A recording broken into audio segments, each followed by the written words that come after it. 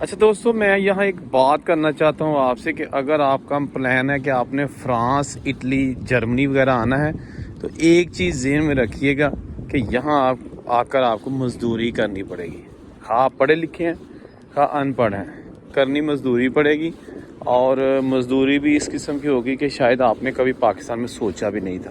جو لوگ آپ کو پاکستان میں نظر آتے ہیں نا کہ جی فلاں بندہ یورپ میں ہے اور جب آتا ہے اس کے پاس بہت پیسہ ہوتا ہے، بڑا پیسہ خرچ کرتا ہے، لیکن آپ کو یہ نہیں پتا کہ وہ پیسہ وہ کماتا کس طرح ہے.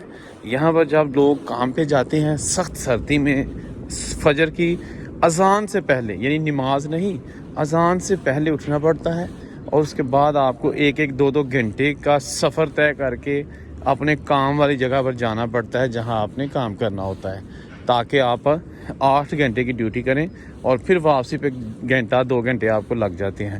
اس طرح یہ تقریباً آپ کو 12 گھنٹے جو ہے نا روزانہ آپ کو کام کے لیے ہی رہنا پڑتا ہے. تو اس لیے جو لوگ بچے ہیں ابھی یا جن کے پاس یہ خیال ہے کہ ہم باہر جائیں گے اور جاتے ہی مالا مال ہو جائیں گے، تو میرا خیال ہے یہ غلط فہمی ہے، اس کو ذہن سے نکال دیجیے گا. اگر آپ فرانس میں آتے ہیں تو آپ کو باطمہ کا کام کرنا پڑے گا. اچھا، باطمہ کا کام یہ ہے کہ آپ کو رنگ کا کام کرنا پڑے گا، گھروں کو رنگ کرنا ہے، سفیدی کرنی ہوتی ہے، ان کے فرش ڈالنے ہوتے ہیں، کارپیٹ ڈالنے ہوتے ہیں، پلاسٹر کی شیٹس ڈالنی ہوتی ہیں. ٹھیک ہے جی، اس کو کہتے ہیں باطمہ کا کام. اس کے ساتھ ساتھ یہاں پر بجلی کا کام بھی پاکستانی کمیونٹی کرتی ہے. اس کے علاوہ پاکستانی کمیونٹی کو زیادہ جابز یہاں نہیں ملتی جن کے پاس خاص طور پر پیپرز نہیں ہوتے یا کوئی سکل نہیں ہوتی یا پھر آپ کو زبان اگر نہیں آتی. اس کے ساتھ ساتھ اگر آپ اٹلی میں جاتے ہیں تو اٹلی میں آپ کو تیار رہنا پڑے گا کہ آپ کو وہاں پر زمیندارہ کرنا پڑے گا، سبزیاں پھل کاشت کرنی پڑیں گی، ٹریکٹر چلانے پڑیں گے، کھیتوں میں کام کرنا پڑے گا. اٹلی میں بہت زیادہ فارم ورک ہوتا ہے. ٹھیک ہے جی، تو آپ دیکھ لیجئے گا کہ یہاں کا زمیندارہ یہ نہیں ہے پاکستان کی طرح یہاں 8 10 گھنٹے کام کرنا ہے، اس میں کھانے کا وقفہ ہوتا ہے. باقی یہاں پر فرانس میں آپ کو دیہاڑی ملتی ہے. اگر آپ رنگ کا کام کرتے ہیں یا گھروں میں فرش ڈالنے کا، سول کا کام، تو 40 سے 45 یورو ایک دن کے آپ کو سٹارٹنگ سیلری ملے گی.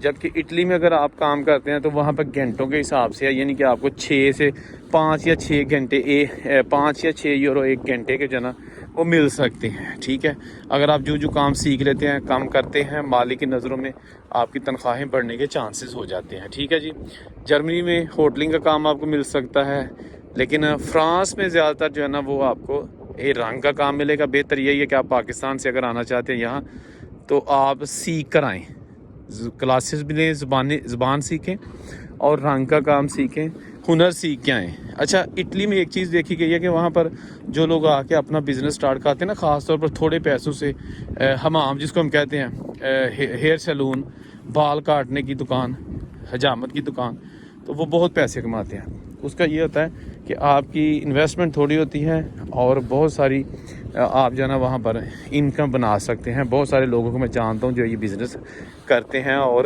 اس میں انوالو ہیں اور ٹھیک ٹھاک پیسے بنا رہے ہیں. ٹھیک ہے جی، تو پرتگال کا اگر آپ سوچیں تو پرتگال میں کام نہیں ہے لیکن وہاں پیپر بن جاتے ہیں. آپ نے یہ دیکھنا ہے کہ آپ جب پرتگال جا رہے ہیں تو وہاں پہ آپ کریں گے کیا، کیونکہ وہاں پہ جابس اپرچونیٹیز جو ہے نا وہ بہت کم ہے اور لوگ وہاں پہ بے روزگار بہت ہیں. اور جو لوگ وہاں جا رہے ہیں وہ صرف اس نظریے سے جا رہے ہیں کہ وہاں جا کے ہم اپنی فائل لاک کریں گے اور وہاں پہ جا کے ہم اپنے پیپرز بنائیں گے، جو کہ ان کا جو پروسیس ہے اس کی میں الگ سے ویڈیو بنا چکا ہوں. تو اسی میں اگر میں دوبارہ ڈیٹیل سے آپ کو پرتگال کا پروسیس بتا دوں گا تو بہت لمبی ویڈیو ہو جائے گی. تو بہتر یہی ہے کہ ڈسکرپشن میں اس کا لنک چیک کر لیجیے گا تاکہ آپ کو پتہ چل جائے کہ یورپ کا جو تھوڑا غریب ملک ہے پرتگال، لیکن اس نے بہت سارے لوگوں کو پیپر دے کے امیر بنایا ہوا ہے. ٹھیک ہے جی، تو آپ بھی بن سکتے ہیں. لیکن بات پھر وہی آ گئی کہ پردیس میں، خاص طور پر یورپ میں سیٹ ہونا بہت مشکل ہے، کوئی آسان کام نہیں ہے. ٹھیک ہے نا، یہ ذہن میں رکھیے گا. اللہ حافظ.